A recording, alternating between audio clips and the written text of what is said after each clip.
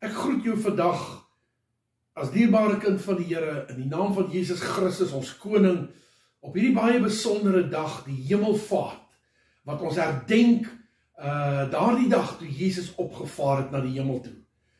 Dis 'n baie besondere dag hierdie, en vroeër jare was hierdie dag dan ook gedenk as 'n vakansiedag in Suid-Afrika. Maar so met die tyd het die politici besluit dat hierdie dag is eintlik minder belangrik as die ander 2 dae van die Paasnaweek. En het hulle die vakansiedag weggevat.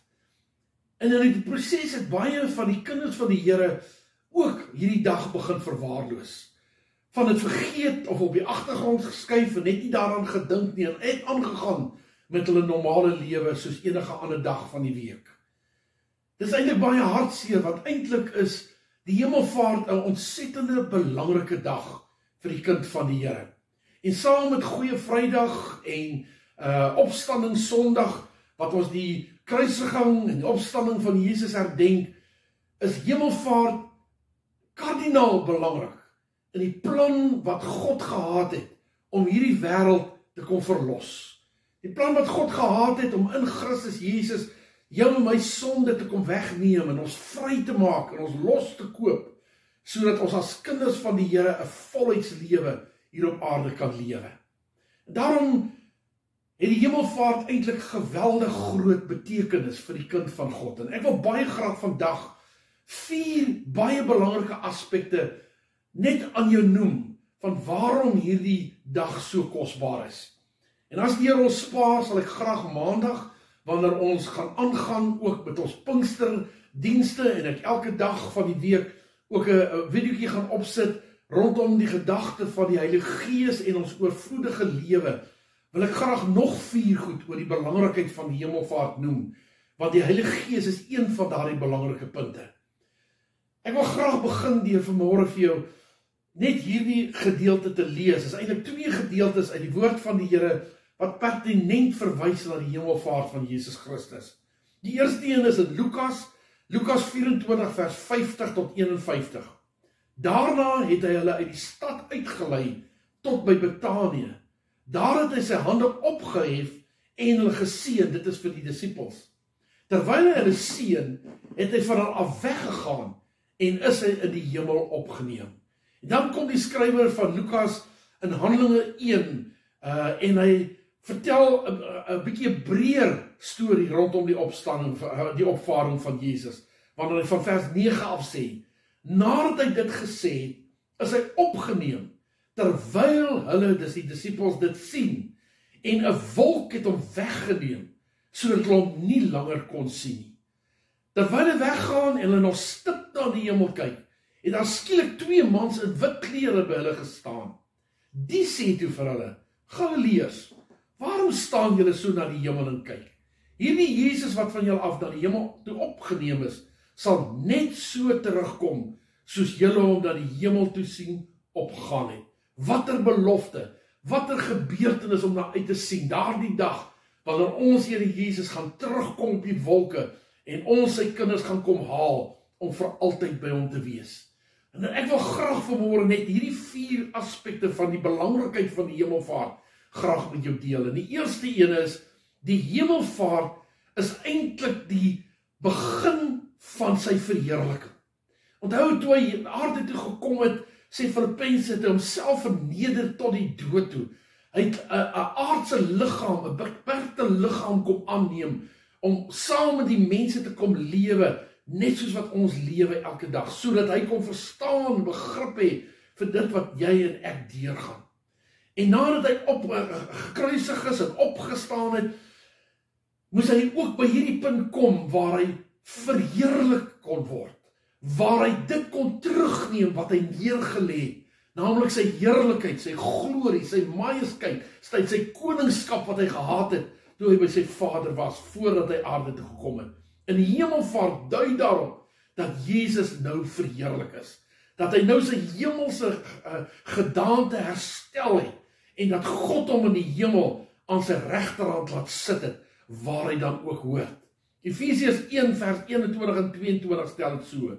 Hy sê, hoog bo elke mag en elke gesag, elke krag en heerskappy En wat daar ook al sprake van mag wees, nie net in hierdie bedeling nie, maar ook in die bedeling wat kom. Ja, aan hom het God alles onderwerp, hom bo alles verhef, en hom aangestel as hoof van die kerk.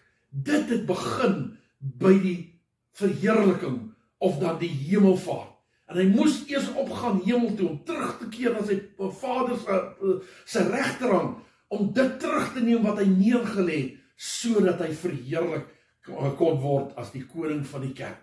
Filippense 2 vers 9 tot 11 stel so, hy sê, daarom het God hom ook uitermate verhoog, en hom 'n naam gegee wat bo elke naam is, sodat in die naam van Jesus sou buig elke knie, van die wat in die hemel, en die wat op die aarde, en die wat onder die aarde is, en elke tong sou bely, dat Jesus Christus die Here is, tot heerlikheid van God die Vader.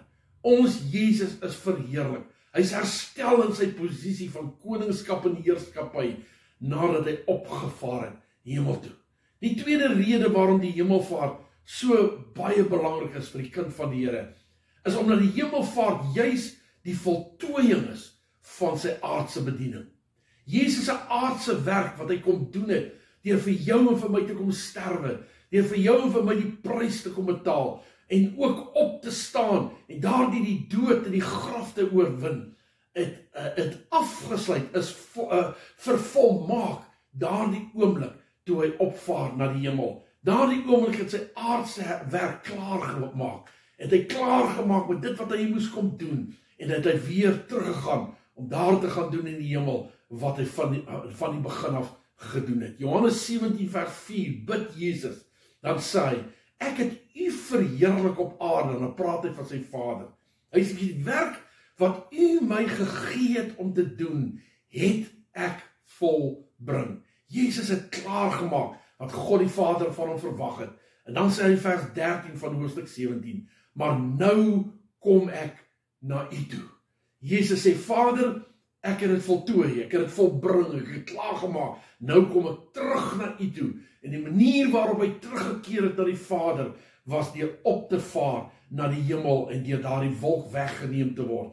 En hy sê, en ek spreek hierdie dinge in die wêreld, sodat hulle my blydskap volkome in hulle kan hê.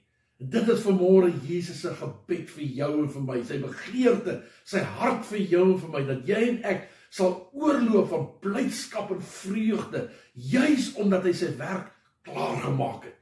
Juis omdat hy die volle prys betaal het, die volle oorwinning behaal het, die volle heerlikheid opgeneem het wat hom toekom, en hy het opgevaar na die hemel, om te gaan sit aan die regterhand van God, as 'n teken dat hy sy werk klaar gemaak het. Dan die derde baie kosbare rede waarom Jesus moes opvaar hemel toe. Die Bybel sê, hy het weer aan die regterhand van God gaan sit, en die rol van advokaat namens jou en my gaan inneem.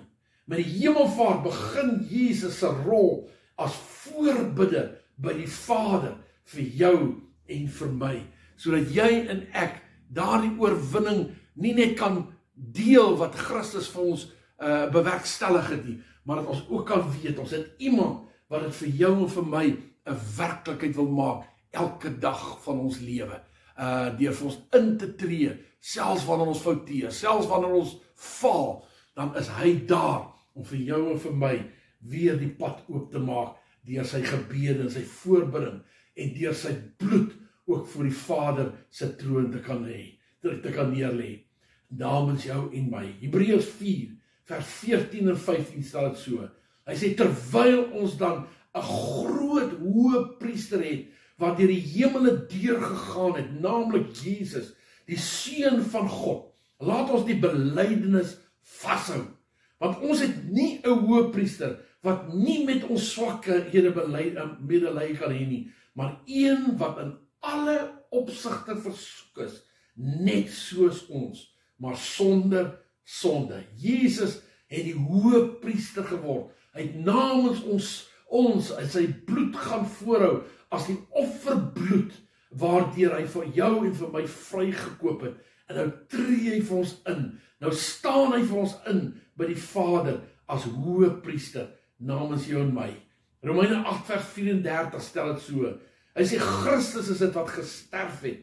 Ja, meer nog, wat ook opgewek is, wat ook aan die regterhand van God is, en luister nou, wat ook vir ons intree.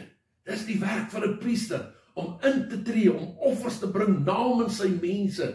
En Jesus sê, hy het gaan intree. Hy het die offer wat hy gebring het op Golgotha, het hy gaan voorhou as 'n versoening vir jou en vir my. En hy tree vir ons in by die Vader, elke dag van ons lewe.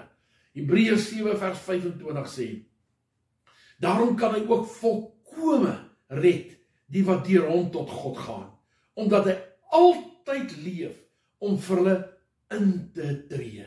Want so 'n hoëpriester was vir ons gepas. Wat 'n voorreg om vanmôre te weet, ons God, ons koning, ons meester, ons verlosser, ons saligmaker, hy wat die volle prys betaal het, hy wat herstel is as die koning van die konings, die Here van die leerskare, dat hy vandag vir my as 'n nietige mens intree.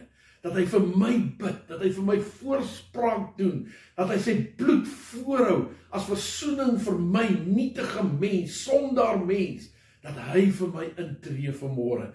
Ja, kan daar 'n groot voorreg wees om so God te mag ken, so God te kan dien, om te kan aanbid, om in jou lewe te kan hê, want hy is die een wat vir jou die advokaat geword het. Die vierde rede, en daarom wil ek afsluit vanmôre, waarom Jesus moes opvaar hemel toe, is daardeur het hy die koning en die Here van ons lewens geword. Die Here van ons lewens en die koning van die ganse heelal. Die hemelvaart bevestig Christus se posisie as die Heer wat oorwin het. Die Heer van die heelal, die heerser van alles en almal wat bestaan. Paulus kom in Kolossense dan sê hy, in hom, deur hom en tot hom is alle dinge. En Jesus is die koning van alles. Dawid kom in Psalm 110 vers 1 en 2. Dan sê hy iets baie interessants. Hy sê die Here, en daardie Here is al 4 letters en hoofletters, het met my Here gespreek. En daai Here is net met 1 hoofletter, die H. En dan sê hy, sit aan my regterhand, totdat ek u vyande maak 'n voetbank van u voete. Met ander woorde, God die Vader spreek tot God die Seun, Jesus Christus, en hy sê, kom sit aan my regterhand, kom neem jou posisie in, daardie gesagsposisie wat net aan jou behoort, kom neem dit in, en kom sit daar, kom heers, kom oorwin, kom leef daardie oorwinning uit, na jou kerk, na jou mense toe, en kom maak die vyande wat teen jou is, kom maak hulle 'n voetbank van jou voete. En daar kom 'n dag wanneer die Satan finaal uitgeklee en oorwin gaan word en finaal onder Jesus se voete gestel gaan word. En God die Vader sê vir Jesus, kom sit aan my regterhand, totdat ek u voete vyande maak, 'n voetbank vir u voete. En dan gaan hy verder, hy sê, u magtige scepter, en dis net 'n koning wat daardie magtige scepter in sy hand mag hou, sal die Here uitstrek uit Sion en sê, heers te midde van jou vyande. Jesus Christus het oorwin. Hy het die dood oorwin.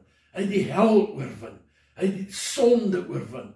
Ter wille van jou en my. Maar hy het ook hierdie sondige wêreld oorwin. Hy het die gebrokenheid van hierdie wêreld oorwin. En deur sy wonde daar vir ons genesing gekom. En hy sit aan die regterhand van die Vader as die koning en die heerser oor alles.